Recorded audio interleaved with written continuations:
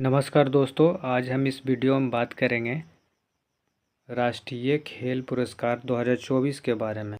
देखिए, सबसे पहले हम लोग जानेंगे मेजर ध्यानचंद खेल रत्न पुरस्कार के बारे में। ठीक है, ये है क्या? तो मेजर ध्यानचंद खेल रत्न पुरस्कार का सर्वोच्च खेल सम्मान है जो देश के उत्कृष्ट खिलाड़ियों को उनके खेल उपलब्धियों और योगदान के लिए दिया जाता है। ठीक है, चलिए अगला है, यह पुरस्कार उन खिलाड़ियों को दिया जाता है जिन्होंने अंतर्राष्ट्रीय स्तर पर उत्कृष्ट प्रदर्शन किया हो। ठीक, मेजर ध्यानचंद खेल रत्न पुरस्कार का शुरुआत कब हुआ था? तो 1991 से 92 ईस्वी में हुई थी। इसे पहले राजीव गांधी खेल रत्न पुरस्कार के नाम से जाना जाता था। ठीक है, लेकिन 6 अगस्त 2021 को इसका नाम बदलकर मेजर ध्यानचंद रत्न पुरस्कार रख दिया गया। ठीक है, चलिए अगला पॉइंट देखेंगे।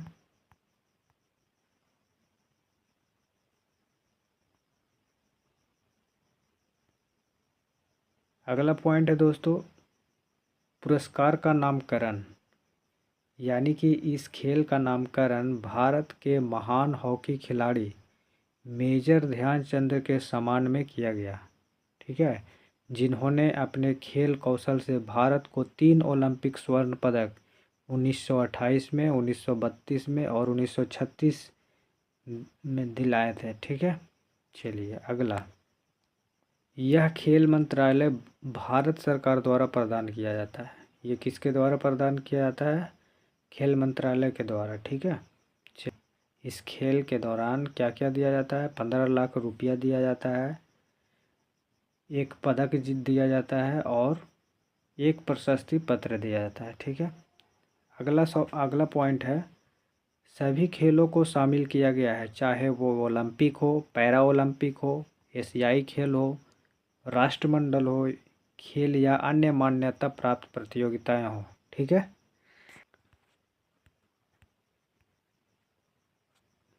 अब हम जानेंगे इसके प्रमुख विजेताओं के बारे में। कौन कौन से इसके प्रमुख विजेता हैं? तो देखिए, इसके प्रमुख विजेता हैं विश्वनाथन आनंद, जो कि शतरंज के खिलाड़ी थे।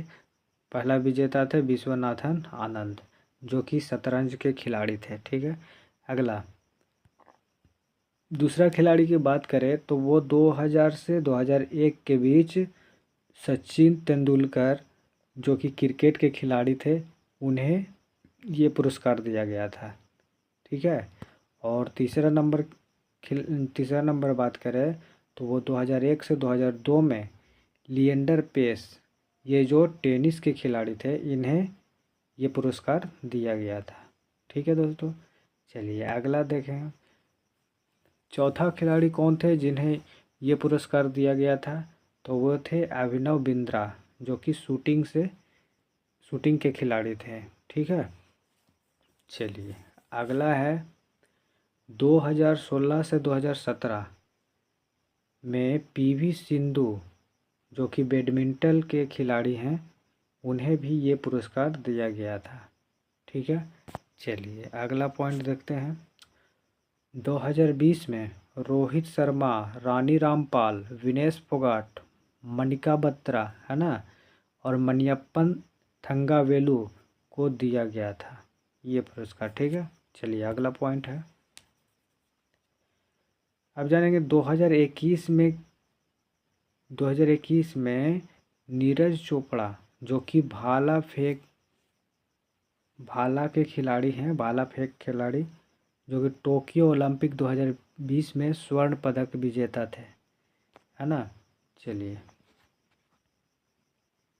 अब जानेंगे इसके निष्कर्ष के बारे में। इसका निष्कर्ष क्या है? तो मेजर ध्यानचंद खेल रत्न पुरस्कार भारतीय खिलाड़ियों के लिए सबसे बड़ा सम्मान है। ठीक है, दूसरा पॉइंट क्या है? यह खिलाड़ियों को अपने प्रदर्शन और सुधार करने की प्रेरणा देता है और देश को गौरववंती करने वाले एथलीट को सम्मानित करता है।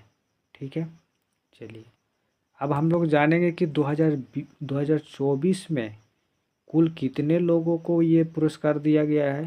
तो ये पुरस्कार 4 लोगों को दिया गया है। ट्रिक हमने बनाया है गु पर मन्नू सह पैसू, है ना। तो गु से हो जाएगा डी गुकेश, जो कि यहाँ पे मिस प्रिंट हुआ है, इसको हम गुकेश कर देते हैं, ठीक है। चलिए, और स से हो जाएगा शतरंज, यानी कि जो डी गुकेश जो थे वो किसके खिलाड़ी हैं, शतरंज के खिलाड़ी हैं। ह से हो जाएगा आपका हरप्रीत सिंह, जो कि यहाँ पे है ये हॉकी के खिलाड़ी हैं, ठीक है। चलिए, अगला पॉइंट है, फिर हमने ट्रिक में बताया था पर से हो जाएगा प्रवीण कुमार, जो कि यहाँ पे है इसका, यानी पैरा एथलीट के खिलाड़ी हैं ये, ठीक है। चलिए, और अगला है ट्रिक में मन्नू से हो जाएगा मन्नू भास्कर, जो कि यहाँ हमने शू दिया है, शू से हो जाएगा शूटिंग के खिलाड़ी हैं ये, ठीक है। तो दोस्तों, ये रहा सारे महत्वपूर्ण पॉइंट, और हमने 15 ऐसे सवाल बनाए हैं जो कि आपके हर परीक्षा में पूछे जा सकते हैं, ठीक है दोस्तों। चलिए, उस प्रश्न को हम लोग देखेंगे। तो चलिए दोस्तों, ये रहा आप लोगों के पास 15 महत्वपूर्ण सवाल, जो कि पहला नंबर में है, मेजर ध्यानचंद खेल रत्न पुरस्कार किस क्षेत्र में दिया जाता है। तो वो दिया जाता है खेल के क्षेत्र में।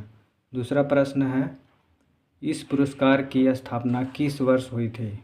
तो 1991 से 92 ईस्वी में, ठीक है।